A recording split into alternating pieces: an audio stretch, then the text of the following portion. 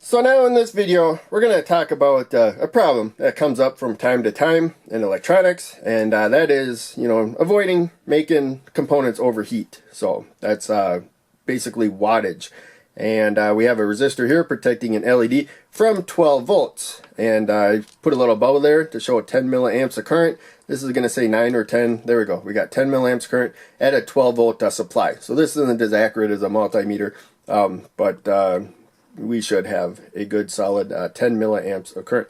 So let's say for whatever reason that's not enough current, but we don't want to use a lower value resistor because it will have the same voltage across it. The red LED drops about 2 volts out of that 12 volts in this case, leaving the rest of the voltage across the resistor. So no matter what the value resistor is, it's going to have about 10 volts across it. And so if we use a lower value resistor, it's going to let more current flow through. But here you can see 10 volts divided by 1000 ohms, 0.01 amps, 10 milliamps right there.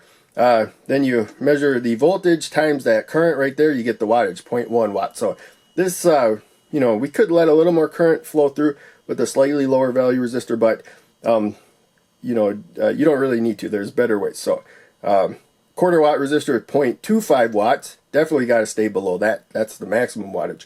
Recommended to stay below 0.125 watts. So, we're fairly well into the safe area, below the recommended, a little bit below that. So what we can do is just parallel a couple of resistors.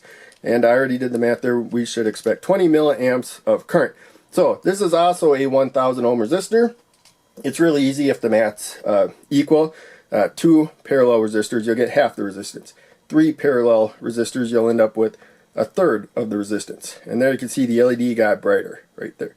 I tried to make it so the camera doesn't wash it out, but there you can see the difference. Hopefully pretty easy. So now we got 2 resistors there, twice the current. And there you can see the power supply, 20 milliamps of current. And I did a pictorial. I made a number of circuits with a little pictorial there. We got the 2 resistors. So as I said before, the LED is going to drop about 2 volts. The component that's in series with it, just one component here, going to have the rest of the supply voltage across it. Here we have 2 parallel resistors together there in series with the LED, but it's not a series circuit anymore. It's kind of series and parallel. But in any case, they're still going to have 10 volts across them. Both of them are.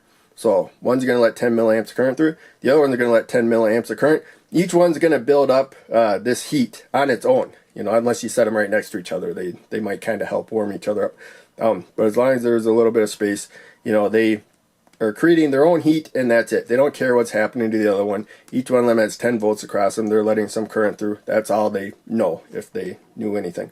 And but then the currents combine, and it goes through the LED, which also goes through the power supply. So that's positive, that's negative, basically. And there you can see the power supply is registering, 20 milliamps of current now. So that's a simple way. If you need twice the current for whatever reason, we really do not in this case. It's just an easy demonstration.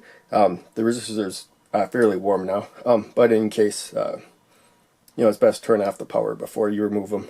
But since I'm making a video, I'm not that worried. It didn't burn that bad. But in any case, the red LED is plenty fine with 10 milliamps of current there, like 10 to 15. But let's say it was like 6 milliamps. You were working with a higher voltage, you had to lower it even more. Again, you could just parallel a couple resistors. If one was getting you 6 milliamps, you could add a second one of the same value to get you 12 milliamps of current. This is already 10 there. That's like bright enough. So you'll probably be happy with like 12 milliamps. Hopefully that makes sense. This is just a visual to give you the general concept of paralleling the resistors for more current. And technically it's almost twice the power, although there is a little power dissipation with the LED, but it's pretty much fixed, other than you can change the current with different resistors. It always has about the same voltage across it. So rambled on long enough. Hope you enjoyed. Make sure you check out one of the other videos I posted on the screen, and check out the links down below. They all help out a lot. I'll see you in the next video.